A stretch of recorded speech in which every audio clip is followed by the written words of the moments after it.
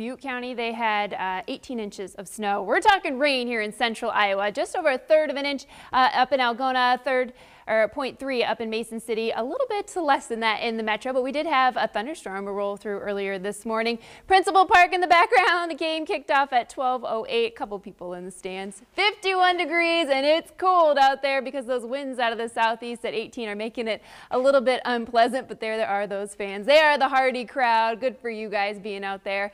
Current temperatures into the 30s up to the north. A different story down to the south. A little bit of clearing near Lamoni, so their temperatures are a little bit warmer. Look at these wind speeds. These are the sustained winds. They are 26 in Fort Dodge, 17 in Ames. You factor in that extra pulse of air.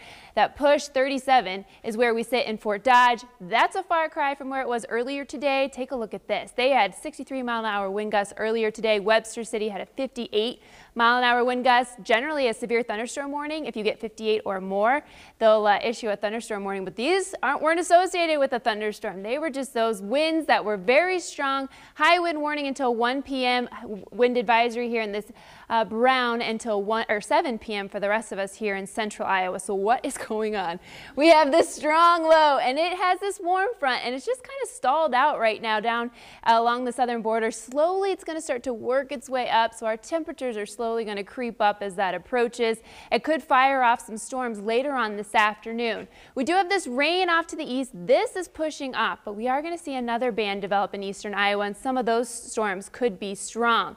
Road conditions pretty good around the area. If you are going up northwest, they do have those completely covered roads. So it is the wind that's going to be the hard thing to drive north and south on I-35. Now taking a look hour by hour, we do have the rain moving off to the east, but we're going to see another band develop in eastern Iowa, but some clearing as well. So we will see a little bit of sun. Some bands will develop in eastern Iowa, and Mason City might see some later on this afternoon. With those clouds hanging on, northwest Iowa has the best shot of seeing some of those flurries. If we see a flurry here falling in Des Moines, it's not going to stick. You can just wave to it. It's the kind we like. We don't have to shovel it. The winds will finally back down Friday night into Saturday. We'll see the sunshine return on Saturday. Things will perk up by the weekend. Additional rain, not a whole lot expected up along that northern borders where we'll see most of it. If you do get under a thunderstorm this afternoon, you could see a little bit more than that. As far as the snow, this is additional to what they could, to what they've already received. This area, 8 to 13 inches of snow. So not expecting that in the metro. We're going to stay dry for the most part. So clearing for some, especially south central Iowa. Slowly that'll creep up to the north. Isolated storms mainly east this afternoon. 60 degrees for that high. Tonight things drop off into the 20s and 30s. A couple flurries possible northwest, but still windy. Yeah, the winds tonight.